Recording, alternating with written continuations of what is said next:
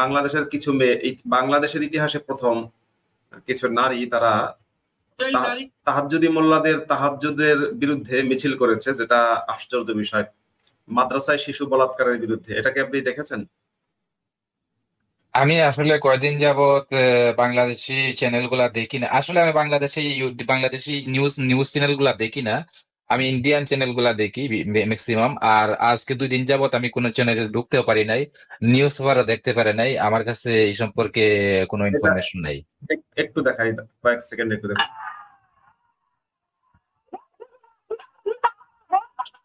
5 সেকেন্ডের বেশি দেখায় না, 5 সেকেন্ড। তারপরে কমেন্টারি দেন। হ্যাঁ, 5 সেকেন্ড দিয়া তারপরে একটু কমেন্ট কমেন্ট কমেন্ট করেন, কমেন্ট করে তারপরে আবার 5 সেকেন্ড, তারপরে কমেন্ট করেন, তারপরে আবার 5 সেকেন্ড।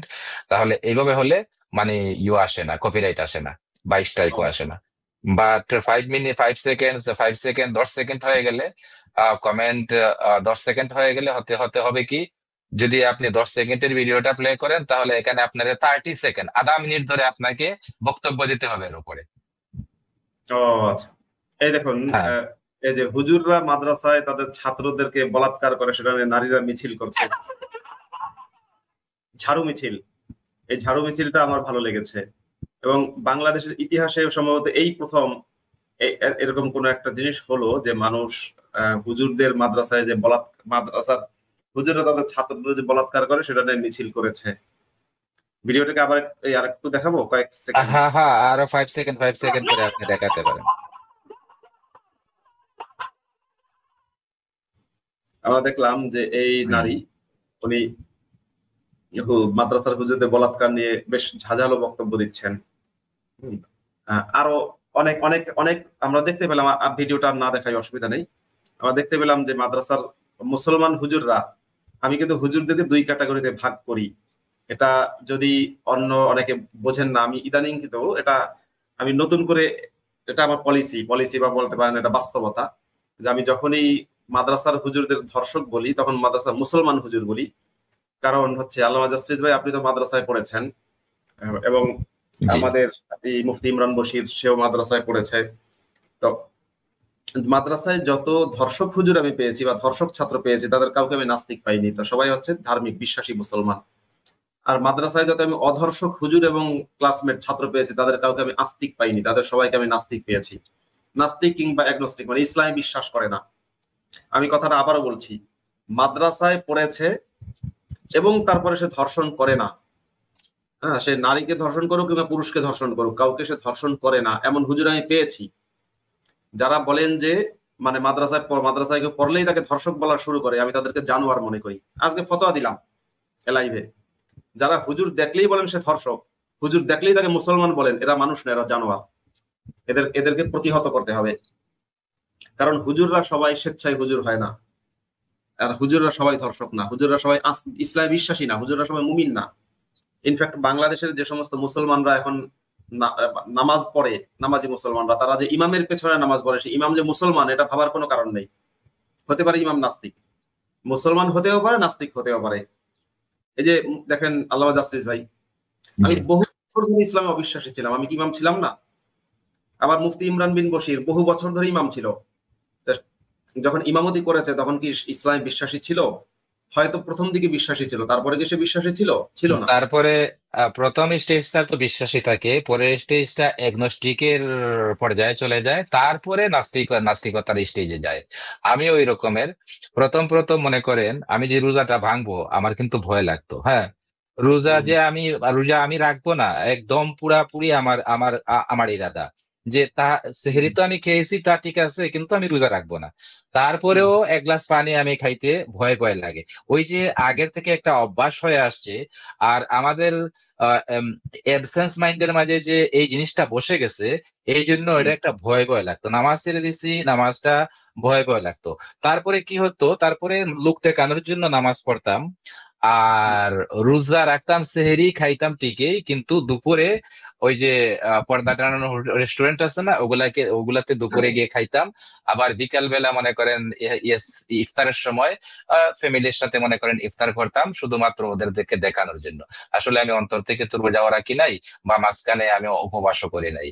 তারপরে নামাজ, নামাজ প্রথম প্রথম কিভাবে পড়তাম, আচ্ছা নামাজ তো পড়তে হবে, লোকজনকে তো দেখাতে হবে।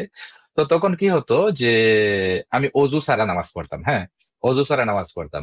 আর বাংলাদেশে আমি যে অফিসে কাজ করতাম, এই অফিসে মেবি আগেও বলছি, এখানে গেট বন্ধ করে অফিসের ভিতরে আজান দিয়া জোহরের নামাজ নিয়মিত জামাতে পড়া হয়, এবং আসরের আজান দিয়া দরজা গেট বন্ধ করে নিয়মিত আবার আসরের নামাজ জামাতে পড়া হয়, এবং জোহরের নামাজের পরে কোরআন তেলাওয়াত করা হয় এবং কোরআনের কিছু অনুবাদ করা হয়। আর আসরের নামাজের পরে হাদিস মিশকাত শরীফ পড়া হয়, অনুবাদ করা হয়। এবং এই নামাজটা কিন্তু আমি পড়াতাম, এই কোরআন তেলাওয়াতটা কিন্তু আমি করতাম, কোরআনের অনুবাদটা আমি করতাম, আসরের নামাজের ইমামতিও আমি করতাম। আর আসরের নামাজের পরে মিশকাত শরীফ আমি নিজে পড়তাম, নিজে পড়ে বাংলায় অনুবাদ করতাম। এটা ছিল আমাদের অফিসের রুল। হ্যাঁ, তো এইগুলা কিন্তু আমি লং টাইম পর্যন্ত অজু ছাড়া করছি। আমার পিছনে আমার কলিগ, সিনিয়র জুনিয়র যত অফিসার আছে, ইনক্লুডিং ম্যানেজার, সবাই আমার পিছনে নামাজ পড়তো, কোরআন তেলাওয়াত করে কোরআন তেলাওয়াতের অনুবাদ করতাম, অল্প একটু ব্যাখ্যা করতাম, সবাই বাহ বাহ আলহামদুলিল্লাহ মাশাআল্লাহ বলতো। কিন্তু আমি তো অজু ছাড়াই সবকিছু করছি। হ্যাঁ, এটা লং টাইম হয়েছে। হ্যাঁ, তো এরকমের। হ্যাঁ, যেমন ধরেন আমার কথাও যদি বলি যে রোজার মাসে আমি সে খাওয়া দাওয়া করার জন্য যে কি স্ট্রাগল করেছি ভাই, এমন না যে টাকার অভাবে খেতে পারি না। আমার টাকার অভাব ছিল না। আমি যখন বাংলাদেশে ছিলাম, হুজুর ছিলাম, অভাবটা ছিল কি যে খেতে পারছি না আমি, কারণ সমাজ আমাকে হত্যা করবে। কোনো হুজুর যদি, অন্যরা যদি রোজার মাসে গোপনে খায় এবং ধরা পড়ে, তাহলে হয়তো সমাজ তাকে একটু ঝামেলা করবে, তার উপর চাপ প্রয়োগ করবে। কিন্তু কারণ হুজুরের ক্ষেত্রে কারণ হচ্ছে আপনার লম্বা জুব্বা, তারপরে মনে করেন মুখে দাড়ি, তারপরে মাথায় টুপি পাগড়ি ইত্যাদি নিয়ে তো আপনি রেস্টুরেন্টও যাইতে পারতেছেন না লজ্জায়।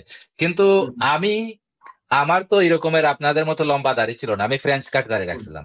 সো ফ্রেঞ্চ কাট দাড়ি মনে করেন সব জায়গায় চালিয়ে দেওয়া যায়, মোল্লা মহলেও চালিয়ে দেওয়া যায়, আবার নন মোল্লা মহলেও চালিয়ে দেওয়া যায়, রেস্টুরেন্টে গিয়ে খাওয়াও যায়। হ্যাঁ, এটা মনে করেন অনেকটা ফ্যাশনেবল ছিল। আর আপনাদের যে দাড়িটা, এটা তো ফ্যাশনেবল দাড়ি না। আপনাদেরকে যে কেউ দেখলে বলবে আরে উনি তো মসজিদের হুজুর লাগতে, মসজিদের ইমাম লাগতেছে, উনি তো মাদ্রাসার টিচার লাগতেছে, উনি কিভাবে রেস্টুরেন্টে চলে আসলো দুপুরে খাবারের জন্য। হ্যাঁ, এই লজ্জাটাই আপনারা দেখতে পারতেন না। কিন্তু আমি যেহেতু শহরে ছিলাম, শহরের মানুষ কিন্তু একে অপরকে চিনে না। হ্যাঁ, কেউ কাউকে চিনে না। হ্যাঁ, একটু দূরে রেস্টুরেন্টে গিয়ে বসে গেলেন, কেউ কাউকে চিনে না। হ্যাঁ, আর হচ্ছে কি, আমার ক্ষেত্রে ধরেন বাসা থেকে শুধু খাওয়ার জন্য এরকম ঘটনা বহু আছে। সেটা নিয়ে আমি পরে কথা বলবো, আজকে আর বলছি না, সংক্ষেপে এটুকু বলছি। মসজিদের রুমের মধ্যে গোপনে শুকনা খাবার সংগ্রহ করে রাখতাম। রমজান মাসে দুপুরে প্রচন্ড ক্ষুধা লাগে জোহরের নামাজের পরে।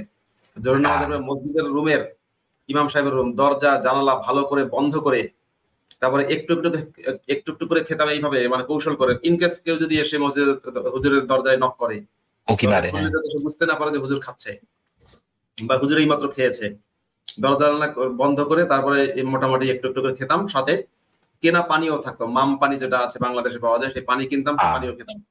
এরপরে হচ্ছে তারপরে ধরুন কোনো কোনো দিন বেশি ক্ষুধা লাগতো, কোনো কোনো দিন এমন করতাম যে বাসা থেকে বেরিয়ে বাসে করে হয়তো 5-6 কিলোমিটার দূরবর্তী, নিজের এলাকায়ও না, 5-6 কিলোমিটার বা 10-12 কিলোমিটার দূরের কোনো এলাকায় যেতাম, গিয়ে সেখানে আপনি যেটা বলেন পর্দাওয়ালা রেস্টুরেন্টে গিয়ে খেতাম। এই যে আমাদের দেশের ইয়েরা, মডারেট মুসলিমরা এবং হচ্ছে তাদের লালিত পালিত মোল্লারা মাঝে মাঝে যে মিছিল করে না রোজার মাসে, যে হোটেল রেস্টুরেন্ট বন্ধ রাখতে হবে, এর পেছনে কারণ আছে। কারণ নাস্তিক হুজুররা হোটেলে গিয়ে খায় গোপনে, অন্যরাও খায়। যখন হোটেলে গিয়ে আমি খেয়েছি, আমার মনে আছে, যখন আমি কোনো হোটেলে গিয়ে খেতাম রোজার মাসে, তো কি করতাম, টুপিটা খুলতাম। টুপি খুললে কি ভাই, মুখের যে সুন্নতি দাড়ি, ওই দাড়ি দেখলে যে কেউ বুঝতে, এটা হুজুর। যতই টুপি খুলি, গায়ে তো পাঞ্জাবি পায়জামা তো আছে। সুতরাং অন্যরা না অবাক হয়ে তাকাতো যে একটু, যে হুজুরও খেতে আসলো। আমাকে দেখলে বলতো যে, তারা মনে মনে বলতো, ভাবতো যে হুজুরও খেতে আসলো এখানে। নাস্তিক হুজুররা যাতে খেতে না পারে সেজন্য হচ্ছে ওরা রোজার মাসে হোটেল রেস্টুরেন্ট বন্ধ রাখতে বলে। কিন্তু আমি বলি যে হোটেল রেস্টুরেন্ট খোলা রাখতে হবে, নাস্তিক হুজুরদের ব্যবস্থা রাখতে হবে। যাই হোক, মাদ্রাসায় যে বলাৎকার করে সে আলোচনায় আজকে ঢুকছি না। আজকে আমাদের আলোচনার বিষয় হচ্ছে যে নারী সংস্কার কমিশনের একটা ঘোষণা দিয়েছে জঙ্গি ইউনুস। আমি আজকে লিখিত না, মুখে বলে দিলাম, আপনারা লিখে রাখুন, চাইলে লিখে রাখতে পারেন, ভিডিওটা তো সেভ থাকবে। জঙ্গি ইউনুসের এই প্রজেক্ট, জঙ্গি ইউনুস সফল হবে না। জঙ্গি ইউনুস সফল হবে না, কারণ হচ্ছে জঙ্গি ইউনুস যাদেরকে নিয়ে হাঁটে, যাদেরকে নিয়ে চলাফেরা করে, যাদের সন্তুষ্ট করার জন্য কাজ করছে, যাদেরকে নিয়ে পলিটিক্স করছে, তারা কেউই জঙ্গি ইউনূসের পক্ষে না, নারী সংস্কার কমিশনের। আর যেমন আমি বাংলাদেশের ভয়ঙ্কর একটা জঙ্গি ব্যারিস্টার ফুয়াদের বক্তব্য শুনলাম। জঙ্গি ব্যারিস্টার ফুয়াদ, মানে আপনারা মানে আমাদের দেশের সাধারণ মানুষেরা এবং নাস্তিকেরাও কি করে, ব্যারিস্টার ফুয়াদ কি বলবে ব্যারিস্টার ফুয়াদ, আর আমি বলি জঙ্গি ব্যারিস্টার ফুয়াদ। আপনারা বলবেন হচ্ছে নোবেল লরিয়েট ইউনূস, আর আমি বলি নোবেল লরিয়েট জঙ্গি ইউনূস। ভাই জঙ্গিকে আমি জঙ্গি বলবো। আপনারা জসিমউদ্দিন রহমানকে জঙ্গি বলতে পারেন, তাহলে ফুয়াদকে জঙ্গি বলতে পারেন না কেন? আপনারা হাসনাত সার্জিসকে জঙ্গি বলতে পারেন না কেন?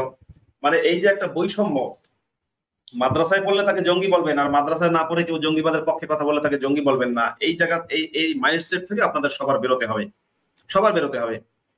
কারণ আমরা মানুষকে সে কোন বংশে জন্মগ্রহণ করলো, তার নামের পদবীতে কি হোসেন আছে না হাসান আছে, রহমানি আছে নাকি রহিম আছে, নামের পদবী কি আপনার ব্যানার্জি আছে নাকি রায় আছে নাকি ভট্টাচার্য আছে, সেটা দেখার টাইম নাই আমার কাছে। আমার কাছে কথা যে জঙ্গিবাদের পক্ষে সে জঙ্গি। এজন্য আমার কাছে বাংলাদেশের শীর্ষস্থানীয় জঙ্গি হচ্ছে মানে একেবারে কি বলে যথাক্রমে না, মানে যুগ্মভাবে যৌথভাবে দুজন বাংলাদেশের শীর্ষ জঙ্গি, একটা হচ্ছে মাহমুদুর রহমান আর একটা হচ্ছে পিনাকি ভট্টাচার্য। Full stop. এখানে আমার কোনো কথা নেই। জসিমউদ্দিন রহমানকে 100 দিয়ে গুণ করলে যা হবে, পিনাকি ভট্টাচার্য তার চেয়ে বড় জঙ্গি। কিন্তু বিশ্বের মানুষেরা, বিশ্ববাসী এখনো পর্যন্ত মানে জঙ্গিদের চিনতে গিয়ে অনেক ভুল করে ফেলেছে।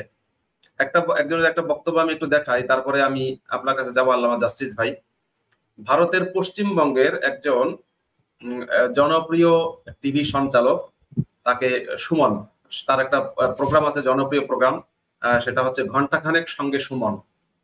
এই এবিপি টিভি যেটা আছে, অর্থাৎ আনন্দ, এবিপি আনন্দ নামে একটা টিভি চ্যানেল, সেই মাসুদ ভাই যদি প্লে করেন 5 সেকেন্ডের উপরে প্লে করেন না। হ্যাঁ ঠিক আছে। আমাদের প্রত্যেকের মনে রাখা উচিত যে ইসলামিক সন্ত্রাসবাদ। পজ করে এখন কমেন্ট্রি দেন, কিছু বক্তব্য দেন, তারপরে আবার 5 সেকেন্ড। ওনার বক্তব্যটা হচ্ছে ইসলামিক মৌলবাদ আর ইসলাম কিন্তু এক নয়, মুসলমান মানেই জঙ্গি নয়। এটা হচ্ছে সুমন ভদ্রলোক বললেন। এটা কিন্তু সম্পূর্ণ, আপনি কি একমত যে ইসলামী মৌলবাদ আর ইসলাম এক না?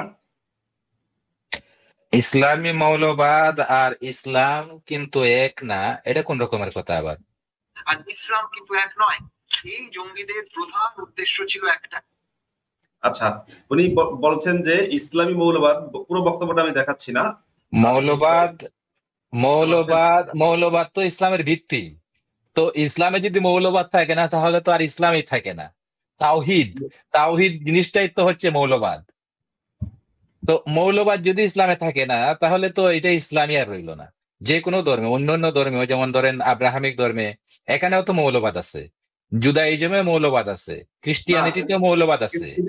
ইসলাম তো মৌলবাদ, ইসলাম শুধু মৌলবাদ না।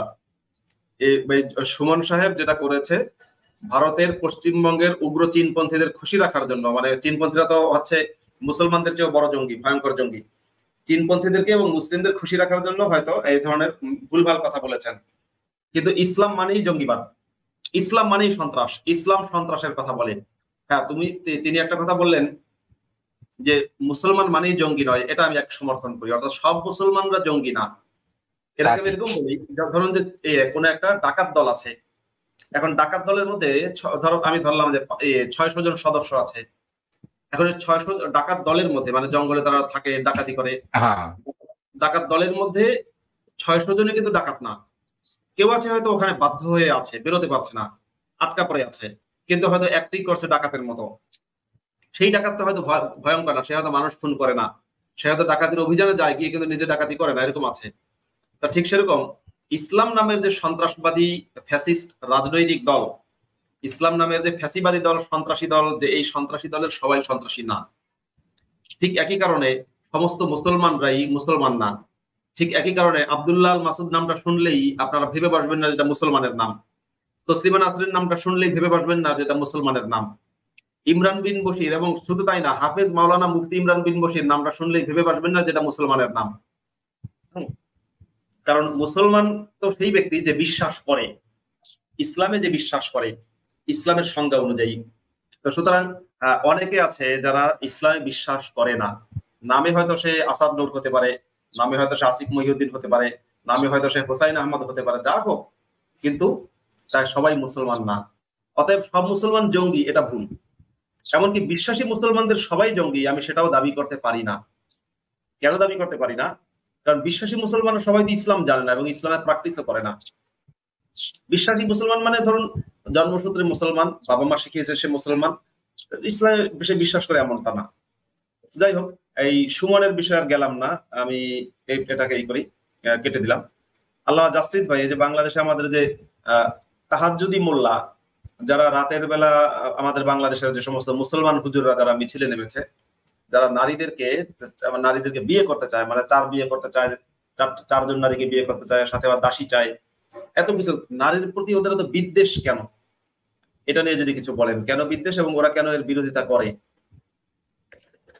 যেসব নারীরা আধুনিক শিক্ষায় শিক্ষিত হচ্ছে, ডাক্তার হচ্ছে, ইঞ্জিনিয়ার হচ্ছে এবং অফিস আদালতে জব করছে, সরকারি পর্যায়ে জব করতেছে, বেসরকারি পর্যায়ে জব করতেছে, ওরা স্বাবলম্বী হয়ে গেছে, ওরা ঘর থেকে বের হয়ে গেছে। তো ওদেরকে যেহেতু ওরা কন্ট্রোল করতে পারতেছে না, যেহেতু ইসলাম নারীকে জাস্ট একটা পেট এনিমেল ভাবে, পেট এনিমেলের চাইতে কিছুই না। যেমন আমরা বাজার থেকে যদি একটা গাভী খরিদ করে নিয়ে আসি, গাভীর জন্য থাকার জন্য একটা জায়গা দেই, তাকে খাওয়ার ঘাস দেই, কি জন্য? আমাদের বেনিফিটটা কি? আমরা এর থেকে গাভী থেকে আমরা পাবো, গাভীর বাচ্চা পাবো এবং গাভী থেকে আমরা দুধ পাবো। তো ইসলামে নারীর অবস্থানটা হচ্ছে সেই রকমের একটা বাজার থেকে খরিদা সূত্রে একটা গাভীর মালিকানা মালিকানা নেওয়া এবং এটাকে পেট এনিমেল হিসেবে আপনার ঘরে লালন পালন করা। এর থেকে আপনি বাচ্চা উৎপাদন করবেন, এর থেকে আপনি ঘরের কাজ দিবেন, অর্থাৎ আপনি ওর ফ্যামিলির কাছ থেকে মোহর নামে 1 লাখ টাকা অথবা 50,000 টাকা অথবা এর কমে বেশি দাম দর করে তাকে আপনি কিনে নিয়ে আসলেন। তো কিনে নিয়ে আসার পরে এটা একজ্যাক্ট ওই গাভী কেনার মতোই। আমরা যে বাজার থেকে একটা গাভী কিনি, এটা কিন্তু আমরা মালিক হিসেবে আমাদের ঘরে নিয়ে আসি। তো যখন একজন মুসলিম পুরুষ যখন একজন মুসলিম নারীকে বিয়ে করে মোহর দিয়ে কিনে ফেলে, তখন দেখবেন ওই গাভীর মতো মালিকানা হয়ে যায়, এই জন্য সে নিজের ঘরে নিয়ে আসে। তো নিজের ঘরে নিয়ে আসে, তাকে একটা নিজের বেডরুমটা শেয়ার করে এবং এই বেডরুমটার মালিক কিন্তু ওই পুরুষটা, বেডরুমটার মালিক কিন্তু ওই নারী নয়। তো এই নারী হচ্ছে জাস্ট একটা পেট এনিমেল। তো এই পেট এনিমেল ঘরে থাকবে। ওয়াকারনা ফি বুয়ুতিকুন্না ওয়ালা তাবাররাজনা তাবাররুজাল জাহিলিয়াতিল উলা। নারীরা ঘরে থাকবে, এটা তাদের জন্য অবধারিত ফরজ, অবশ্যই অপরিহার্য। অপরিহার্য বিধান লঙ্ঘন করে নারী যখন 4 দেয়ালের বাইরে চলে গেছে, তখন ইসলামী পুরুষতান্ত্রিক বিধানের বাইরে নারী চলে গেল, অর্থাৎ সে বর্ডার ব্রেক করে ফেললো। সে আর মুসলিম পুরুষের নিয়ন্ত্রণাধীন রইল না। মুসলিম পুরুষের নিয়ন্ত্রণাধীন যেহেতু রইল না, এই ক্ষোভটা তারা বরদাস্ত করতে পারে না। এই ক্ষোভটা জানার জন্য তারা নারীর বিরুদ্ধে আজকাল এটা সেটা বলে থাকে। তারা বলে যে নারী ঘরের বাহিরে গেলে ওইটা হয়ে যায় চরিত্রহীন, নারী স্কুলে গেলে, কলেজে গেলে, ভার্সিটিতে গেলে ওরা হয়ে যায় চরিত্রহীন, ওরা হয়ে যায় পাবলিক প্রপার্টি। তো ওরা এই রকমের টাইটেল দেয়া, চরিত্রহীন টাইটেল দেয়া, পাবলিক প্রপার্টি টাইটেল দেয়া, নির্লজ্জ টাইটেল দেয়া নারীদেরকে ওরা এই রকমের শেমফুল ওয়ার্ড ইউজ করে তারা নারীকে লজ্জা দিতে চায়। নারী যদি লজ্জা পেয়ে আবার ঘরের ভিতরে ঢুকে আসে, আবার যদি তাদের কর্তৃত্বাধীন হয়ে যায়, আবার যদি তাদের নেতৃত্ব মেনে নেয়, তারা যদি ঘরের ভিতরে থাকে, এই হচ্ছে তাদের কৌশল। কিন্তু শিক্ষিত নারী আজকাল আর ঘরের ভিতরে আসবে না, তারা ঝাড়ু মিছিল নিয়ে বের হয়েছে আজকে, আর একদিন অন্য রকমের মিছিল নিয়ে বের হবে। তো আজকালের দুনিয়ায়, এই মডার্ন দুনিয়ায় নারীকে ঘরের ভিতরে 4 দেয়ালের ভিতরে কারাগারে বন্দি করে রাখা সম্ভব নয়। তো যেহেতু নারী মুসলিম পুরুষতান্ত্রিক নিয়মের বাইরে চলে যাচ্ছে, এই জিনিসটা তাদের আর সহ্য হচ্ছে না, এই জন্য নারীর বিরুদ্ধে এতটা বিষোদ্গার হচ্ছে। তো ওই যে কোরআনের আয়াতটা বললাম না মাসুদ ভাই, ওয়াকারনা ফি বুয়ুতিকুন্না ওয়ালা তাবাররাজনা তাবাররুজাল জাহিলিয়াতিল উলা, নারীর উপর ফরজ 4 দেয়ালের ভিতরে থাকা, 4 দেয়ালের বাহিরে যাওয়া নারীর জন্য কোনো অবস্থাতেই জায়েজ নেই। এবং তাদের রূপ সৌন্দর্য প্রদর্শন করা কোনোভাবেই জায়েজ নেই। তাদের রূপ সৌন্দর্য শুধুমাত্র প্রদর্শন করবে হেরেমের ভিতরে থেকে, চার দেওয়ালের ভিতরে থেকে, তার হাজবেন্ডকে অথবা ফ্যামিলির অন্যজনকে। যেমন আমি একটা আয়াতের ব্যাখ্যা করেছি, এটার সাথে আপনি হয়তো একমত হবেন না, যাকে এটা আমি করতেছি না, এটা ব্যাখ্যা করবো না এখন আর। তো হাজবেন্ড এই ধরে নেই। সো হাজবেন্ডের জন্য বরাদ্দ নারীর দেহের রূপ সৌন্দর্য প্রদর্শন করা এবং ও নারী উপভোগ করানো ইত্যাদি সব তার হাজবেন্ডের জন্য বরাদ্দ। হাজবেন্ডের জন্য যে জিনিসটা বরাদ্দ, এই বরাদ্দকৃত জিনিসের ভাগ অন্য কোথাও সে দিতে পারবে না। এটা হচ্ছে এই মুসলিম পুরুষের জন্য একটা ইনসাল্টিং ব্যাপার, একটা লজ্জাজনক ব্যাপার। সো ইনসাল্টিং ব্যাপারটা এই মুসলিম পুরুষ সহ্য করতে পারে না, বিধায় নারীর বিরুদ্ধে তারা বিষোদ্গার করছে। তারপরে যদি আর একটা আয়াত বলি, আর রিজালু কাওয়ামুনা আলান নিসা, পুরুষ নারীর উপরে কর্তৃত্বশীল। তো পুরুষ নারীর উপরে কর্তৃত্বশীল এর মিনিংটা কি? এর মিনিংটা হচ্ছে নারী কোনো অবস্থাতেই অর্ডারিং পজিশনে যেতে পারবেন না, ঘরে হোক অথবা বাহিরে হোক। নারী মা হোক, নারী মেয়ে হোক, নারী স্ত্রী হোক, নারী ভাগ্নি হোক, সে কোনো অবস্থাতেই অর্ডার দিয়ে কথা বলতে পারবে না। হ্যাঁ, সে যদি বলে কিছু, সে রিকোয়েস্ট করে বলতে হবে। অর্ডার দেওয়ার ক্ষমতা একমাত্র পুরুষের। অর্ডার দেওয়ার অথরিটি আল্লাহ রিজার্ভ করে দিয়েছে পুরুষের জন্য। আর রিজালু কাওয়ামুনা আলান নিসা, নারী ঘরে যেমন লিডার হতে পারবে না, সে বাহিরেও লিডার, বাহিরে যাওয়ার তো অনুমতি নেই, বাহিরে লিডার হবে কোত্থেকে?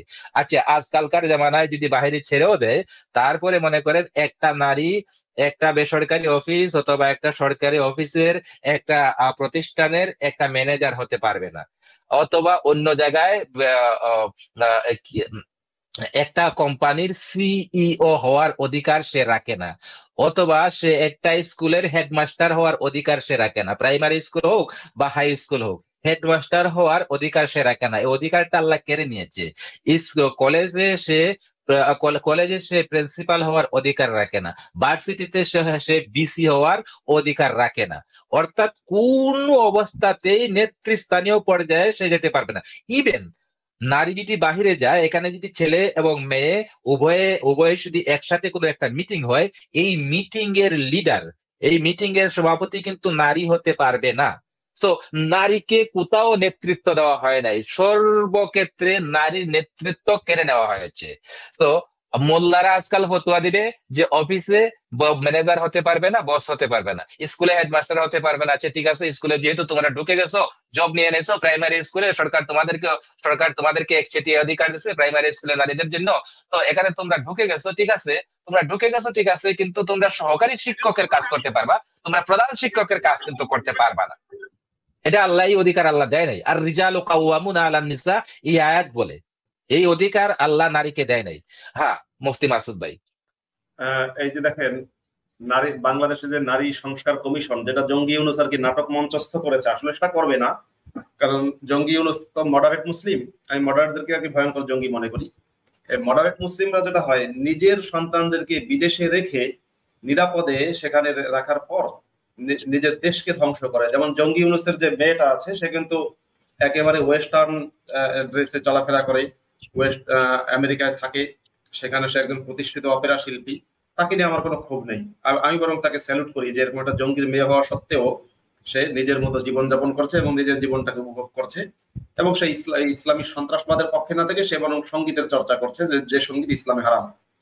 কিন্তু জঙ্গি ইউনূস তার মেয়ে বাদ দিয়ে অন্য কারোর স্বাধীনতা, অন্য কোনো মেয়ের স্বাধীনতা সে সহ্য করতে পারে না, সেটা আমরা জানি। এই নারী সংস্কার কমিশনের নাটক মঞ্চস্থ করার পরে মোল্লারা রাস্তায় নেমেছে। এই মোল্লারা জঙ্গি ইউনূসের মানে সঙ্গী সহযোগী সবই ঠিক আছে, আমরা সেটা জানিও। এই মোল্লা রাস্তায় নামার পরে মিছিলে গেছে। এই মোল্লাকে জিজ্ঞাসা করা হয়েছে হুজুরটাকে, এই হুজুরটাকে দেখে আমার জঙ্গি মনে হয় না, এই হুজুরটাকে ধর্ষকও মনে হয় না, আসলে সে ধর্ষক কিনা জানি না, আমার মনে হয় না। ইনি কিন্তু কেন গেছে জানে না, এনাকে জিজ্ঞাসা করেছে, দেখুন কি বলে।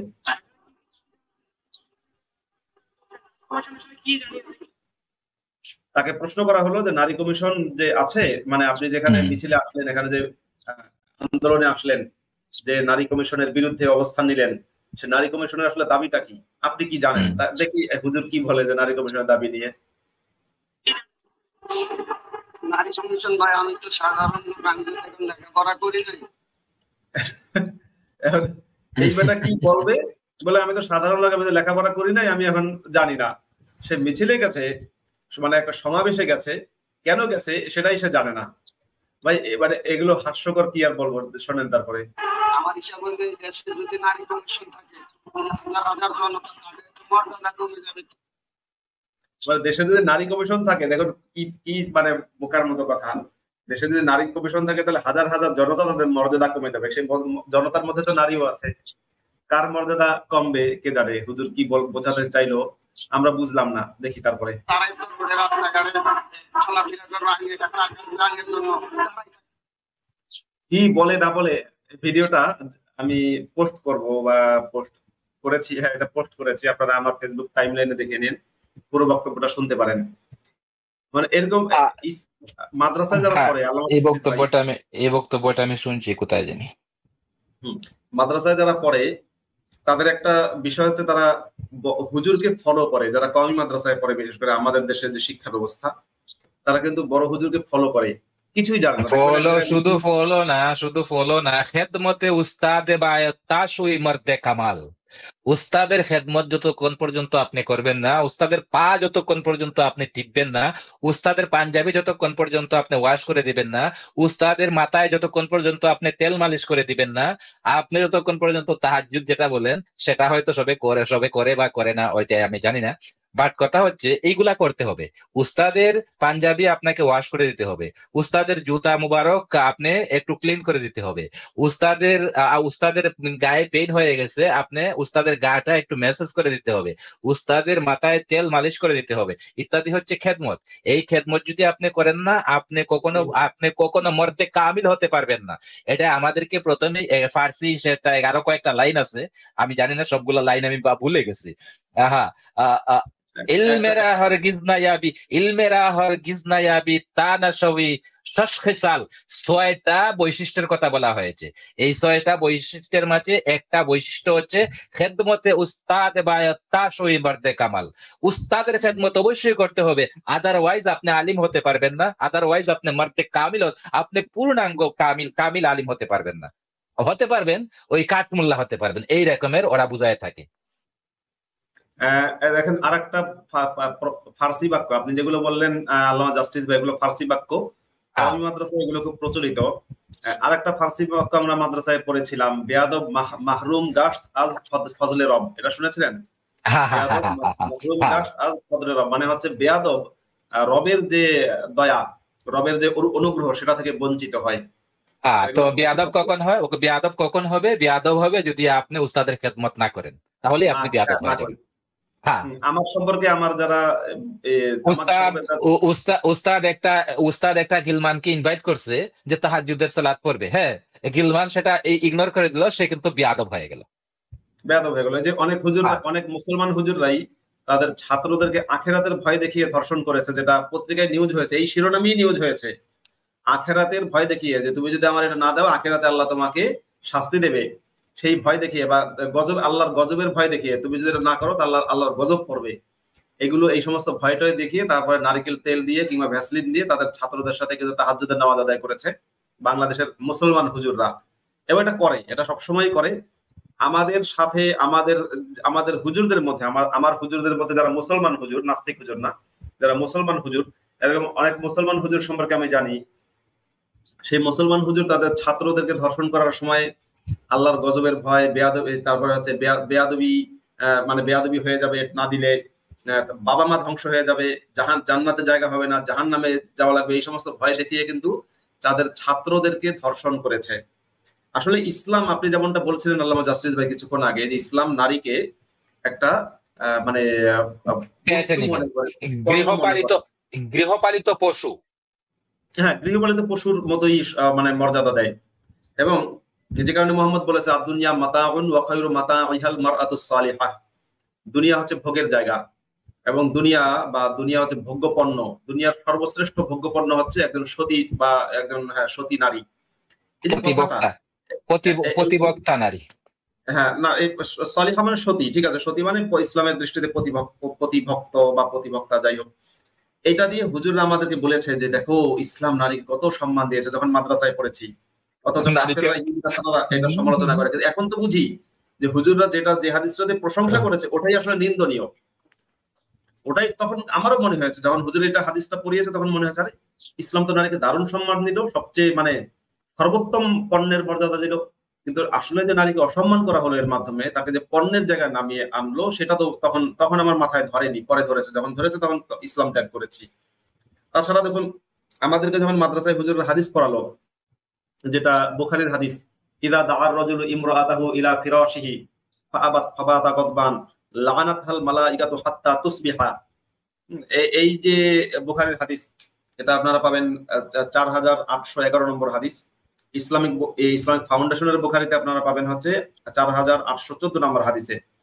এই হাদিসে বলা, হাদিসটার যার অর্থ হচ্ছে, যদি কোনো পুরুষ তার স্ত্রীকে বিছানায় ডাকে, স্ত্রী যদি সেই ডাকে সাড়া দিতে অস্বীকার করে, তাহলে সারা রাত বসে বসে আল্লাহর ফেরেশতারা ওই নারীকে লানত করে, অভিশাপ দেয়। মানে কিন্তু উল্টাটা হয় না কেন ভাই? স্ত্রী যদি পুরুষকে ডাকে, পুরুষ যদি বলে না আজকে আমার করতে মন চায় না, ভাল লাগে না, তাহলে সে পুরুষের উপর কেন লানত দেয় না? এখানে আমাদেরকে হুজুররা বললেন, ক্লাসের মধ্যে হুজুর বলেছিলেন যে বেটা তোর দেনমোহর দিয়ে কিনছি। আমি হুবহু আমার হুজুরের বক্তব্যটা বলছি, তোর দেনমোহর দিয়ে কিনছি, তুই দিবি না মানে তোর তো দিতে হইব, তুই দিবি না মানে তোর তো দিতে হইব, কারণ দেনমোহর দিয়ে কিনেছে সুতরাং দিতে হবে। এটা ইসলামের দৃষ্টিভঙ্গি। এবং মাসুদ ভাই এই জন্য আমি বলে থাকি, মুসলিম পুরুষের স্ত্রী হচ্ছে একটা কৃতদাসী, লাইফ টাইম একটা কৃতদাসী। দেখেন, যারা কৃতদাসী নয়, যারা মনে করেন করে মুতার বিজনেস করে, যেটাকে পতিতাবৃত্তি আমরা বলতে পারি, মুতার বিজনেস করে, যারা বিবাহিত নয়, ওরা কিন্তু সার্টেন টাইম পরে সে কিন্তু আবার একটা স্বাধীনতা পেয়ে যায়।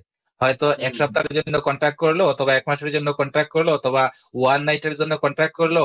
এই টাইমটা পাস হওয়ার পরে সে কিন্তু আবার স্বাধীন হয়ে যায়, সে কিন্তু আবার তার ইচ্ছা স্বাধীন মতো সে কিন্তু আবার চলাফেরা করতে পারে। কিন্তু একটা নারীকে যখন একটা মুসলিম পুরুষ 50,000 টাকা কাবিন দিয়ে মোহর দিয়ে, অথবা 1 লাখ টাকা মোহর দিয়ে, অথবা কম বেশি মোহর দিয়ে যদি একটা নারীকে বিয়ে করে ফেলে, তাহলে সে কিন্তু লাইফ টাইম দাসী হয়ে যায়। কিভাবে হয়? কারণ হচ্ছে তাকে তো ওই পুরুষটা যতক্ষণ পর্যন্ত তালাক না দিবে, ততক্ষণ পর্যন্ত সে এই পুরুষের ঘর থেকে যেতে পারবে না, যাওয়ার কোনো অপশন নাই, তার হাতে কোনো অপশন নাই। আজকালকার নারী যারা যে ডাইভোর্স দিয়ে দেয়, এই ডাইভোর্সটা কিন্তু ইসলাম সাপোর্ট করে না, কোরআন সাপোর্ট করে না, হাদিস সাপোর্ট করে না। আত-তালাকুল রিজাল ওয়াল ইদ্দাতুল মারআ, হাদিসে ক্লিয়ার বলা হয়েছে তালাকের অধিকার একমাত্র পুরুষের, আর ইদ্দত পালন করার অপশন হচ্ছে নারীর। নারীও ইদ্দত পালন করবে, আর তালাক দেওয়ার অধিকার একমাত্র পুরুষের। কিন্তু আজকাল যে ডাইভোর্সের নামে তালাকের অধিকার নারীকে দেওয়া হয়েছে, এটা গণতান্ত্রিক ডেমোক্রেটিক রাষ্ট্রগুলাতে, এটা হচ্ছে সেকুলার রাষ্ট্রগুলাতে নারী অধিকারের চর্চার কারণে, নারীবাদী মুভমেন্টের কারণে নারীকে ডাইভোর্সের অধিকার দেওয়া হয়েছে। এটা তোমাকে রাষ্ট্র দিছে, এটা তোমাকে সংবিধান দিছে, এটা তোমাকে কোরআন দেয় নাই। সো মুসলিম নারীরা আজকাল ডাইভোর্স দিয়া, মানে ওরা অহংকার প্রকাশ করে, আমার হাজবেন্ডকে আমার ভালো লাগে নাই, আমি ডাইভোর্স দিয়া দিছি। ভাই, ডাইভোর্স যে তুমি দিয়া দিছো, তুমি কোরআনের বিরুদ্ধাচরণ করেছো, তুমি ইসলাম থেকে খারিজ হয়ে গেছো, তুমি কিসের উপরে ফখর করো? আবার বলো আমি মুসলিম নারী, আমি গর্বিত মুসলিম নারী। তুমি তো মুসলিমই নও। আল্লাহ কোরআনে যে জিনিস তোমাকে দেয় নাই, এই জিনিসের চর্চা তুমি করেছো। যে বিধান আল্লাহ পুরুষের জন্য নির্ধারিত করে দিয়েছে, সেটা তুমি হাইজ্যাক করে তুমি নিজের জন্য নিয়েছো। পুরুষতান্ত্রিক ধর্ম পুরুষের ইচ্ছা মাফিক চলবে। পুরুষতান্ত্রিক ধর্মকে তো নারীর ইচ্ছা মতো চলতে পারে না। 2জন ড্রাইভার তো এক গাড়িতে বসতে পারে না, একটা গাড়ি একজন ড্রাইভারই চালাবে। এখন তুমি এখানে চাবি নিয়ে আনলা, তুমি ড্রাইভার হয়ে গেলা, দ্যাটস মিন তুমি গাড়িটা হাইজ্যাক করে ফেলেছো, তুমি সিস্টেমটা হাইজ্যাক করে ফেলেছো, আল্লাহর সিস্টেমটা তুমি হাইজ্যাক করে ফেলেছো। দ্যাটস মিন তুমি আর মুসলিম নও। যতই তুমি মুসলিম গর্বিত নারী হিসেবে নিজেকে গ্লোরিফাই করার চেষ্টা করো না কেন, তুমি তো আসলে মুসলিম নও। আল্লাহ কোরআনে বলছে, আফাতুমিনুনা বিবাদিল কিতাব ওয়া তাকফুরুনা বিবাদ ফামা জাযাউ মান ইয়াফআলু যালিকা ইল্লা খিজুন ফিল হায়াতিদ দুনিয়া ওয়া ইয়াউমাল কিয়ামাতি ইরাদ্দুনা ইলা আশাদ্দিল আযাব। কোরআন আপনি পূর্ণাঙ্গ রূপে প্রত্যেকটা আয়াতের উপর আপনার আমল থাকতে হবে, প্রত্যেকটা আয়াতের উপরে আপনার বিশ্বাস থাকতে হবে। আপনি যদি চেরি পিকিং করেন কোরআনের মাঝে, আপনি কিন্তু আর মুসলিম নন এই আয়াতের দৃষ্টিতে। যদি কোনো একটা আয়াতকে আপনি অমান্য করেন, অস্বীকার করেন, আপনি কাফির হয়ে যাবেন। আর এক আয়াতে আল্লাহ বলছে উদখুলু ফিস সিলমি কাফা, ইসলামে পূর্ণাঙ্গ রূপে প্রবেশ করো। কিছু মানলাম কিছু মানলাম না, ওই আয়াতে মানলাম এই আয়াত মানলাম না, এটা ইসলাম নয়। ইসলাম হচ্ছে একটা প্যাকেজের নাম। এই পুরা প্যাকেজে আপনি সাইন করছেন, অতএব প্রত্যেকটা আয়াত আপনাকে মানতে হবে। তো আপনি যে তালাকের বিধানটা অস্বীকার করে দিলেন, দ্যাটস মিন আপনি চেরি পিকিং করলেন। আপনি চেরি পিকিং করার কারণে আপনি কাফির হয়ে গেলেন, আপনি মুরতাদ হয়ে গেলেন। আপনি যতই মুখে আপনি বলেন না আপনি গর্বিত মুসলিমা, আপনি কিন্তু মুসলিমা নন। জি মাসুদ ভাই। আল্লামা জাস্টিস ভাই, ইসলামের শরিয়া আইন হচ্ছে যে, যেটা কোরআনের সূরা আহজাবের 36 নম্বর আয়াতে আছে, ওমা কানা লিমুমিনিন ওয়ালা মুমিনাতিন ইযা কাদাল্লাহু ওয়া রাসূলুহু আমরান আন ইয়াকুনা লাহুমুল খিয়ারাতু মিন আমরিহিম। কোন মুমিন নারী এবং পুরুষের জন্য বৈধ নয় যে আল্লাহ এবং তার রাসূল কোন সিদ্ধান্ত দেওয়ার পরে নিজের মন থেকে সিদ্ধান্ত গ্রহণ করা। অর্থাৎ কোরআন ইসলামের হুকুম হচ্ছে যে তাওয়ান আও কারহা, যেটা কোরআনে আছে যে সুম্মা ইস্তাওয়া ইলাস সামাই ওয়া হিয়া দুখানুন ফাকালা লাহা ওয়ালিল আরদি ইতিয়া তাওয়ান আও কারহা। স্বেচ্ছায় অথবা অনিচ্ছায়, হ্যাঁ, ইচ্ছাই হোক, অর্থাৎ মন মেনে নিক কিংবা মনে মনে না নিক, তোমার আনুগত্য করতে হবে। ইসলাম শব্দের অর্থ আত্মসমর্পণ। ভারতের মিথ্যাবাদী ধোঁকাবাজ চীনপন্থীরা বলে ইসলাম মানে হচ্ছে শান্তি। ইসলাম মানে হচ্ছে শান্তি। এটা পাইছে কইবে ইসলাম মানে হচ্ছে শান্তি। ধোঁকা দিয়ে বোকা বানিয়ে ব্যবহার করার জন্য এই সমস্ত আমরা ইসলাম শব্দের যে অর্থটা আমরা প্রথমে পড়েছিলাম, এটা কিন্তু ফারসিতে পড়েছিলাম, আল ইসলামু গর্দন নিহাদান ওয়া তাআত। ইসলাম শব্দের অর্থ হচ্ছে গর্দন নেহাদন বতাত। আপনি আনুগত্যের জন্য আপনার মস্তক অবনত করে দিবেন, এর নাম হচ্ছে ইসলাম। আপনি আনুগত্যের জন্য আপনার মস্তক অবনত কার কাছে করবেন? আল্লাহর কাছে করবেন। আল্লাহ তো একটা ইমাজিনারি ক্যারেক্টার, তার কাছে তো করা যাবে না, তাহলে নবীর কাছে করতে হবে। দ্যাটস মিন আল্লাহ মিন নবী, নবীর কাছে আপনার আনুগত্যের মস্তক অবনত করে দিতে হবে। দ্যাটস মিন নবী আপনাকে যা অর্ডার করবে তাই মানতে হবে, নবী আপনাকে যা নিষেধ করবে তা থেকে বিরত থাকতে হবে। আপনার কোনো অপশন নাই। ওই যে মুফতি মাসুদ ভাই এই মাত্র বললেন যে আল্লাহ এবং আল্লাহর রাসূল যখন কোনো অর্ডার দেন, এই অর্ডারে দ্বিমত করার কোনো এখতিয়ার কোনো মুমিন পুরুষ অথবা নারী কারণেই। এখন বলবেন তাহলে একটা মাসালা বলি এখন আল্লাহ জাস্টিস ভাই, সেটা হচ্ছে ধরুন কোন একজন ব্যক্তি কোন একজন পুরুষ নামাজ পড়লো, ওই স্ত্রী মানে ওই পুরুষের যে স্ত্রী, সে হাজবেন্ডকে ডিভোর্স দিল এই কারণে, মানে হাজবেন্ডের সাথে থাকতে চাইলো না এই কারণে সে নামাজ পড়ে। এই ক্ষেত্রে ওই স্ত্রী কি মুসলমান থাকবে না কাফের হয়ে যাবে? ওয়াজিবুল কতল হবে কিনা? মুরতাদ হয়ে যাবে, কাফের হয়ে যাবে, ওয়াজিবুল কতল হয়ে যাবে। হ্যাঁ, ওয়াজিবুল কতল হবে। ওয়াজিবুল কতল মানে তাকে হত্যা করা তখন আবশ্যিক।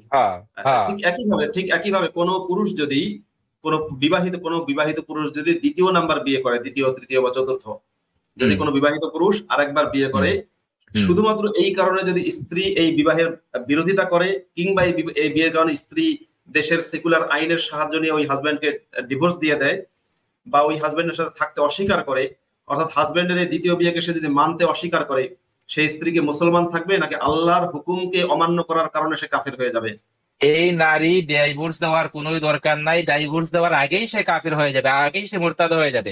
এই নারী যদি সহাস্য চিত্তে তার হাজবেন্ডের দ্বিতীয় বিবাহকে মেনে না নেয়, তার বিরুদ্ধে তার মাঝে যদি সামান্য মাত্র সংকুশ থাকে যে আমার হাজবেন্ড কেন দ্বিতীয় বিয়া করলো, এই নিয়ে যদি সে নারাজ থাকে, সে যদি অসন্তুষ্ট থাকে, তাহলে আল্লাহর বিধানের প্রতি সে অসন্তুষ্ট হয়ে গেল। তার ডাইভোর্স দেওয়ার দরকার নাই। শুধু যদি অসন্তুষ্ট হয়ে যায়, শুধু যদি এই বিয়াটাকে মন থেকে মেনে না নেয়, তাহলেই সে মুরতাদ। যদি বলে যে আমি বিবাহটা মেনে নিতে পারলাম না, ডাইভোর্স দিলাম না ঠিক আছে, কিন্তু আমি মেনে নিতে পারলাম না, এই কথাটা যদি বলে, দ্যাটস মিন সে আল্লাহর বিধানকে মেনে নিতে পারলো না, এটা বলে দিল। এই নারী, তখন আমি বলে দিচ্ছি, ইসলামী শরিয়ার আইন হচ্ছে এই নারীকে মুরতাদ হিসেবে বন্দী করা হবে। মুরতাদ হিসেবে বন্দী করার পরে ইসলামের যারা স্কলার, যারা মুজতাহিদ, তাদের মধ্যে মতবিরোধ আছে যে নারী যদি মুরতাদ হয়, কারো মতে তাকে যাবজ্জীবন কারাদণ্ড দিতে হবে, আর কারো মতে শিরচ্ছেদের মাধ্যমে তাকে হত্যা করতে হবে। তো যেটাই হোক, এই নারীর শাস্তি হচ্ছে হয় যাবজ্জীবন কারাদণ্ড, নয়তো শিরচ্ছেদের মাধ্যমে তার হত্যাকাণ্ড নিশ্চিত করা, কারণ সে মুরতাদ। আপনার মানতে হবে, আপনি যদি বিশ্বাসী মুসলমান হন, বিশ্বাসী মুসলিম নারী হন, তাহলে আপনার হাজবেন্ডের দ্বিতীয় বিয়েটাকে, আপনার হাজবেন্ড দ্বিতীয় বিয়ে করুক বা না করুক, মেনে নিতে হবে যে তোমার দ্বিতীয় বিয়ে করার অধিকার রয়েছে। আর যদি আপনি সেটা মানতে না পারেন তাহলে আপনি অলরেডি মুরতাদ হয়েছেন। তাহলে ভাই মুসলমানের নাটক করার দরকার নেই, নাটক টাটক বন্ধ করে আপনি ইসলাম ত্যাগ করার ঘোষণা দিন। দেখুন আমি যদি অলরেডি একটা জিনিস হয়ে যাই, ধরেন আমার কোন রকম ইসলামে বিশ্বাস নেই, তো শুধু শুধু নাটক আমি কয়দিন করবো? হ্যাঁ, নিরাপত্তার খাতিরে কিছুদিন কিছু বছর নাটক করা যায়। যেমন আমি মাসুদ যখন ইসলামে বিশ্বাসী ছিলাম না, তখন আমি আমার নিরাপত্তাজনিত কারণে আমি কি বলে মুসলমান হিসেবে অভিনয় করেছি, ইমাম হিসেবে অভিনয় করেছি, ইসলামের প্রচার করেছি, জুম্মার নামাজ পড়িয়েছি, ঈদের নামাজ পড়িয়েছি, মানুষ যখন ফতোয়া চেয়েছে তাদেরকে ইসলামের ফতোয়া দিয়েছি, সবই করেছি আমার প্রাণ বাঁচানোর খাতিরে। কিন্তু এটা তো বেশি দিন করা সম্ভব না, যে কারণে শেষমেশ আমার বিস্ফোরণ ঘটেছে, আমি বেরিয়ে এসেছি। একইভাবে মুফতি ইমরান বশিরও বেরিয়ে এসেছে। আল্লাহ জাস্টিস ভাই আপনিও ইসলাম ত্যাগ করেছেন এবং আপনি বেরিয়ে এসেছেন। এরকম অনেক হুজুররা এখন আছে, কোন কোন হুজুররা আছে যারা ইমামতি ত্যাগ করে বা মাদ্রাসার শিক্ষকতা ছেড়ে অন্য পেশায় যাচ্ছে, যদিও তাদের সেই যাওয়াটা অত্যন্ত কঠিন। কারণ সমাজের ইউনুস মার্কা মুসলমান যারা, হাসনাত সার্জিস মার্কা মুসলমান যারা, তারা কিন্তু হুজুরদের এটাকে সহ্য করতে পারে না। শুধু মুসলমান বলবো কেন, ভারতের রায় ব্যানার্জি ভট্টাচার্যরা এটা সহ্য করতে পারে না। কারণ অর্থাৎ হুজুরদের বেহেশতে নেওয়ার জন্য সবার ব্যস্ততা কিন্তু অনেক। আমি একজনের ফেসবুক পোস্ট দেখেছিলাম, একজন বাংলাদেশি অ্যাক্টিভিস্টের, যে বাংলাদেশের মুসলমানরা সবাই অন্যকে বেহেশতে পাঠানোর জন্য ব্যস্ত। যে আমি দোষ করি তুই কেন বেহেশতে যাবি না? তুই বাবা গান শুনিস না, তুই হচ্ছে নাটক দেখিস না, তুই সিনেমা দেখিস না, তুই গুনার কাজ করিস না, তুই মদ পান করিস না, কারণ তোর বেহেশতে যাওয়া লাগবে। আর আমি বলি বাংলাদেশের মডারেট মুসলিমরা হুজুরদের বেহেশতে পাঠানোর জন্য ব্যস্ত। মানে হুজুর টুপি খুলে রাস্তায় হাঁটলেও কিন্তু হুজুরের উপর কতলের ফতোয়া চলে আসে প্রায়, যে হুজুর আপনি টুপি খুলে হাঁটতেছেন কেন? আপনি তো ইমাম সাহেব, আপনার মাথায় থাকবে।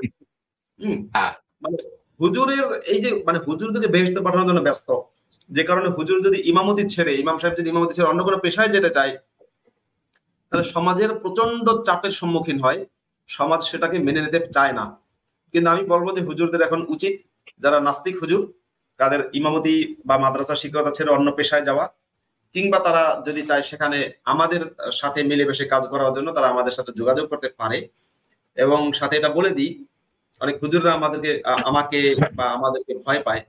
হুজুরদের ভয়ের কোনো কারণ নেই। কারণ দেখুন, মুফতি ইমরান বিন বশির আমার সাথে এবং আসাদ নূরের সাথে বহুদিন আগে থেকে যোগাযোগ, তখন সে ইমাম, অলরেডি সে ইমাম। তো আসাদ নূরের সাথে যোগাযোগ প্রায় 2-2.5 বছর আগে থেকে।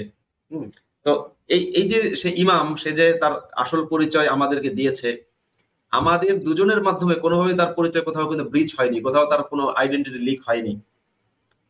কিন্তু হ্যাঁ, সে যে কারণে বাংলাদেশে বিপদে পড়েছিল, আইডেন্টিটি লিক হয়েছিল, সেটা হচ্ছে অন্য কোনো তার কোনো ফ্রেন্ড এরকম কাউকে সে কিছু লিখেছে, ইসলামে বিশ্বাস নেই এই জাতীয়, সেটা নিয়ে আর কি বাংলাদেশ তোলপাড় হয়ে গেছিল। বাংলাদেশের মানে হুজুর মহল চারিদিকে খোঁজাখুঁজি শুরু হয়েছিল, কই গেল, তাকে এখন খুঁজে হত্যা করতে হবে দ্রুত।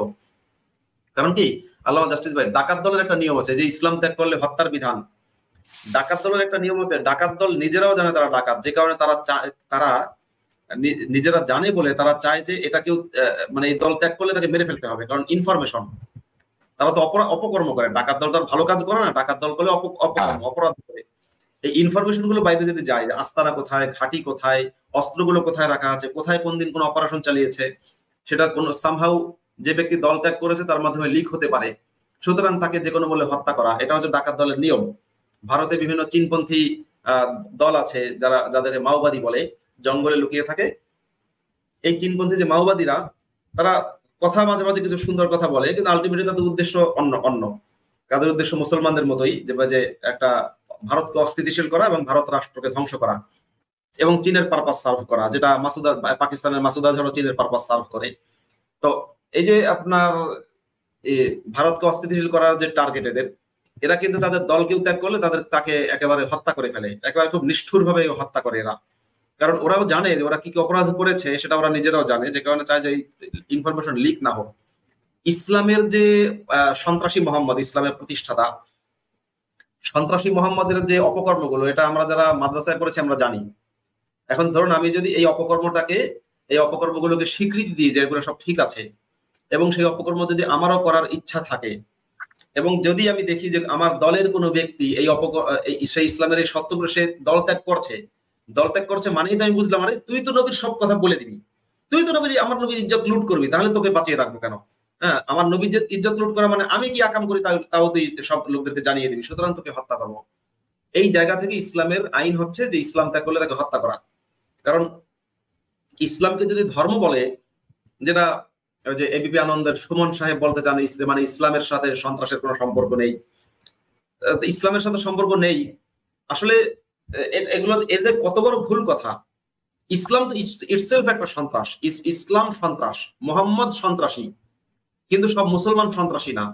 আমার মনে হয় যেদিন ভারতীয়রা বোঝা শুরু করবে, ভারতের টিভি চ্যানেলের সঞ্চালকেরা এবং ভারতের বুদ্ধিজীবীরা যেদিন থেকে বলা শুরু করবে যে ইসলাম সন্ত্রাস এবং সব মুসলমানরা সন্ত্রাসী না, এই কথা যেদিন বলা শুরু করবে, সেদিন থেকে হচ্ছে ভারতবাসীর মুক্তি শুরু হবে। আপনি যদি রোগকে নির্ণয় করতে না পারেন, তাহলে আপনার ধ্বংস অনিবার্য। কোনো ব্যক্তির হয়েছে ডায়রিয়া, এখন সে যদি জ্বরের ওষুধ খায়, তাহলে তার ডায়রিয়া সারবে না। আগে আপনার নির্ণয় করতে হবে আপনার রোগটা এক্স্যাক্টলি কোন রোগে আপনি ভুগছেন। আপনার হয়েছে ক্যান্সার, আপনি ওষুধ খাচ্ছেন এইডস এর, কিংবা আপনার হয়েছে আলসার, আপনি ওষুধ খাচ্ছেন ক্যান্সারের। আপনার হয়েছে ধরেন পিত্তথলিতে পাথর, আপনি ওষুধ খাচ্ছেন এই আমাশার, তাহলে তো হবে না। আপনার আগে রোগটাকে চিহ্নিত করতে হবে। রোগ চিহ্নিত করলে চিকিৎসা আপনি শুরু করতে পারবেন এবং তখন আপনার সুস্থ হওয়ার সম্ভাবনা তৈরি হবে। এখনো পর্যন্ত ভারতের মুসলমানরা, তারপরে পাকিস্তানের মুসলিমরা ইসলাম কি জিনিস সেটা বোঝানোর জন্য এত চেষ্টা করলো ভারতবাসীকে, তারপরও ভারতবাসীর কি হলো, তারা ইসলামকে চিনতে পারে না। তারা এখনো বলে ইসলাম এসব করতে বলে না, ইসলাম সন্ত্রাস করতে বলে না। মানে ছাগলামির একটা সীমা থাকা দরকার। ইসলাম এগুলো করতে বলে, হ্যাঁ, আপনারা যদি মনে হয় যে সব মুসলিমকে আপনারা দায়ী করবেন না, কারণ সব মুসলিমকে দায়ী করলে সমাজে একটা অশান্তি হতে পারে, তাহলে বলতে পারেন যে সব মুসলিমরা সন্ত্রাসী না। বলবেন মোহাম্মদ সন্ত্রাসী, কিন্তু মুসলমানরা সন্ত্রাসী, সবাই সন্ত্রাসী না। বলবেন ইসলাম সন্ত্রাসবাদ, ইসলাম একটা সন্ত্রাস, কিন্তু সব মুসলমান সন্ত্রাসী না। এবং এটা তো সত্য, সব মুসলমান সন্ত্রাসী, এটা আমিও মানতে পারবো না। হ্যাঁ, তবে যদি বলেন যে সব প্রকৃত মুসলমান, সহি মুসলমান, খাঁটি মুসলমান, জাননেওয়ালা মুসলমান, যে জানে, বিলিভিং প্র্যাকটিসিং মুসলমান, যে জানে প্র্যাকটিস করে, সেই মুসলমান অবশ্যই সে সন্ত্রাসী। যে ইসলামটাকে জানে, মেনে চলে এবং বিশ্বাস করে, সে সন্ত্রাসী। কিন্তু যে ব্যক্তি জানে না, ইসলাম সম্পর্কে কিছুই জানে না, কিন্তু প্র্যাকটিস করে, নামাজ পড়ে, তাকে আমি সন্ত্রাসী বলতে রাজি না। একইভাবে যে ব্যক্তি জানে কিন্তু মানে না, তাকে আপনি কেন সন্ত্রাসী বলবেন? আল্লামা জাস্টিস ভাই, আল্লামা জাস্টিস আপনি নিজে, আপনি ইসলামকে জানেন কিন্তু মানেন না। আপনাকে কি ধরেন আপনার নাম হচ্ছে আব্দুল কুদ্দুস, বা বললাম আপনার নাম হচ্ছে আবু তাহের, এখনো তো আমার নাম বা আপনার নাম মুসলমানদের লেজারই রয়ে গেছে, তাই না? ওদের ভোটার লিস্টে ওইখানে না রয়ে গেছে। তো আমি বলছি না আল্লাহ আপনার আসল নামটা আমি জানি, বলছি না। আমি আপনার আসল নাম হচ্ছে, মানে ফর এক্সাম্পল আপনার আসল নাম হচ্ছে মোহাম্মদ বখতিয়ার খিলজি, কথার কথা। নামের মধ্যে ইসলামিক আরবি শব্দ তো রয়েছে, আমি জানি। তাহলে এখন আপনাকে এর ভিত্তি থেকে বলা হবে আপনি জঙ্গি? না, কোনোভাবেই না, আপনাকে জঙ্গি বলা যাবে না। তসলিমা নাসরিন দুটো শব্দই আরবি, তসলিমাও আরবি শব্দ, নাসরিনও আরবি শব্দ। এখন এই আরবি শব্দ হওয়ার কারণে কি তাকে আপনি বলবেন সে মুসলিম? না। আমার নাম কি? আব্দুল্লাহ আল মাসুদ। আব্দুল্লাহ মানে আল্লাহর বান্দা, আর আল মাসুদ, মাসুদ মানে হচ্ছে সৌভাগ্যবান বা ভাগ্যবান। এখন আল্লাহর বান্দা আমার নামের মধ্যে আছে, তাই বলে কি আপনি এখন আমাকে মুসলমান বলবেন?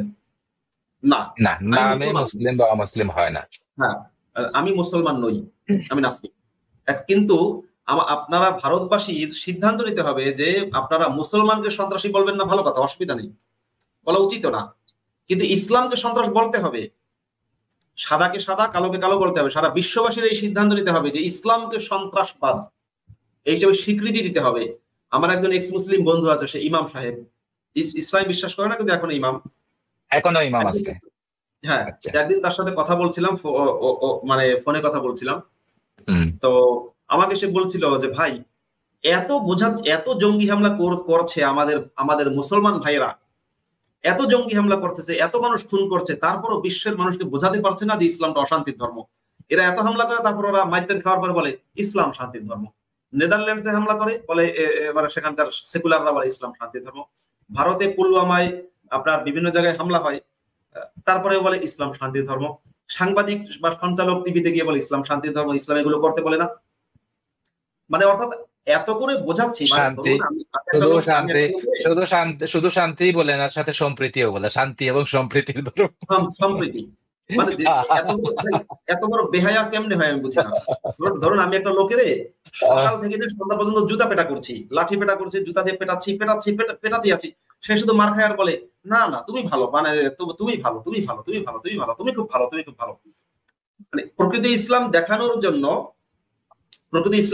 জন্য আপনার এই কয়েকদিন আগে ভারতের কাশ্মীরের পহেলগামে হামলা হলো, ইসলামিক সন্ত্রাসী হামলা হলো, যে হামলাটা সম্পূর্ণ ইসলামিক হামলা। এই হামলাটাকে আমি চ্যালেঞ্জ করে বলছি এটা ইসলাম সমর্থন করে। কাশ্মীরের পহেলগামে আজকে এই লাইভে সারা ভারতবাসী, ভারতের 140 কোটি মানুষকে আমি চ্যালেঞ্জ করে বলছি, কাশ্মীরের পহেলগামে যে জিহাদি হামলা হয়েছে সেটা ইসলাম অনুমোদন করে, ইসলাম সমর্থন করে, ইসলামের নবী মোহাম্মদ এইভাবে মানুষকে খুন করেছে, এটা আমি চ্যালেঞ্জ করে বলছি এটা ইসলামের ফতোয়া এবং সম্পূর্ণ সঠিক কাজ ইসলাম অনুযায়ী। অতর্কিত হামলা করা এটা হচ্ছে ইসলামিক স্ট্যান্ডার্ড। তারপরে গেরিলা হামলা এটা হচ্ছে ইসলামিক স্ট্যান্ডার্ড। এই যে ওয়াকউদুলাহুম কুল্লা মারসাদ কোরআনের মধ্যে সূরা তাওবার মধ্যে আছে। এই যে ফাকতুলুল মুশরিকিন হাইতু ওয়াজাদতুমুহুম, মুশরিকদেরকে যেখানে পাও সেখানে হত্যা করো। ওয়াখুযুহুম, তাদেরকে পাকড়াও করো। ওয়াহসুরুহুম, তাদেরকে অবরুদ্ধ করে রাখো। ওয়াকউদুলাহুম কুল্লা মারসাদ, বিভিন্ন প্রত্যেকটা ঘাটিতে ওত পেতে বসে থাকো, পয়েন্টে তাদের জন্য ওত পেতে থাকো। ওত পেতে থাকা মানে কি? ওত পেতে থাকা মানে হচ্ছে গেরিলা হামলা। মানে আপনি কোন একটা গাছের আড়ালে অথবা কোন একটা গুহায় আত্মগোপন করে বসে থাকলেন এবং বাণিজ্যিক কাফেলা আসে কিনা দূর থেকে লক্ষ্য করলেন। বাণিজ্যিক কাফেলা আসা মাত্র আমি আল্লাহ হাফেজ ভাই, ভারতের 140 কোটি মানুষকে বলছি, ইনক্লুডিং সুমন সহ, চীনা শক্তি পত্রিকা সহ, চায়না ব্যানার্জির দল সহ সবাইকে বলছি, আমি আজকে আব্দুল্লাহ মাসুদ ফতোয়া দিলাম কাশ্মীরের পহেলগামে যে হামলা হয়েছে এটা ইসলাম সম্মত হামলা, ইসলাম সম্মত। যদি কোনো ব্যক্তি এটাকে ইসলাম সম্মত হামলা না এটা প্রমাণ করতে পারে, আমি আব্দুল্লাহ মাসুদ লাইভে গিয়ে প্রকাশ্যে নিজের জীব নিজে কাটবো। যদি আরো যদি জীব কাটতে না পারি ঠিক আছে, আপনারা বলেন নিজেরটা নিজে কাটতে পারবো না, আমি পারবো বললাম, তারপরও যদি আরো সন্তুষ্ট হন, আমি আব্দুল্লাহ মাসুদ নিজে বাংলাদেশে ঢুকে মানে মুসলমান হুজুরদের কাছে নিজের গলা পেতে দেবো, হুজুর আমার গলাটা কেটে দেন, গ্যারান্টি দিলাম এটা আমি করবো। মানে কি চান আপনারা, যা চান তাই হবে, কিন্তু আমি চ্যালেঞ্জ করে বলতে পারি যেটা ইসলাম সম্মত হামলা। শুধু তাই না, পুলওয়ামায় যে হামলা, যত জঙ্গি হামলা বিশ্বজুড়ে হয়েছে, ইসলামিক জঙ্গি হামলা, এগুলো সব এর বেশিরভাগ বা প্রায় সমস্ত জঙ্গি হামলা ইসলাম সম্মত। ইসলাম এটা করতে বলে, মুসলমানরা এটা করতে বাধ্য। হ্যাঁ, এখন এবার আপনি বলবেন যে ইসলাম এটা করতে বলে সব মুসলিম সন্ত্রাসী না, তো সব মুসলিম সন্ত্রাসী না। সব মুসলিম সন্ত্রাসী না বলেই আমি দেখলাম পশ্চিমবঙ্গের একজন সাবেক পুলিশ অফিসার, নাম হচ্ছে নজরুল ইসলাম, আইপিএস অফিসার নজরুল ইসলাম, তিনি এই হামলার নিন্দা করেছেন। তারপরে আপনি দেখবেন যে কাজী মাসুম আখতার এ ধরনের হামলার নিন্দা করেন। নজরুল ইসলাম, কাজী মাসুম আখতার এরা কিন্তু এই হামলার নিন্দা করেছেন। এরকম ভাবে দেখলে অনেক আব্দুর রহিম, আব্দুর রহমান, আব্দুল সাত্তার, আবু তাহের, বা ধরেন যে সালেহিন, সোবহান নামের অনেক মুসলিমদেরকে আপনি পাবেন যারা এই ধরনের হামলা নিন্দা করে। ইনফ্যাক্ট আজকে আমরা লাইভে যে আছি, আমরা তো শুধু মুসলিম না, আমরা ইসলামের স্কলার। আমি একজন ইসলামিক স্কলার, আল্লামা জাস্টিস একজন ইসলামিক স্কলার। আমরাও এটা নিন্দা করি মুসলমান হিসেবে না, ভারতের রাম ছাগলদেরকে বোঝাতে চাই, রাম পাগল যারা, যে আব্দুল্লাহ মাসুদ শুনলে মুসলমান মনে করবেন না, নাম দিয়ে মানুষকে বিচার করবেন না। কিন্তু দুঃখের বিষয়টা যে নাম দিয়ে বিচার করে। এখনো পর্যন্ত ভারতের এত মানে গাহো মারা খেয়েছে, মানে গাহর উল্টা বানান করবেন আর কি, গাহো এটার উল্টা বানান করে নেন। এত গাহো মারা খাওয়ার পরেও এরা এখন ইসলামের পক্ষে, মুসলমানদের বিরুদ্ধে।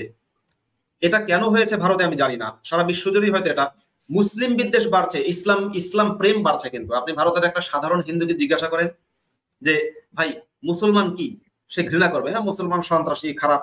বলেন ইসলাম কি, ইসলাম কিন্তু ভালো, ইসলাম শান্তির ধর্ম, ইসলাম হচ্ছে যে মোহাম্মদ কি, বলবেন মোহাম্মদের পথে বুড়ি কাটা দিত, মোহাম্মদ সেই বুড়িকে অসুস্থ হলে সেবা যত্ন করতে গেছে। অথচ হওয়া দরকার ছিল উল্টা,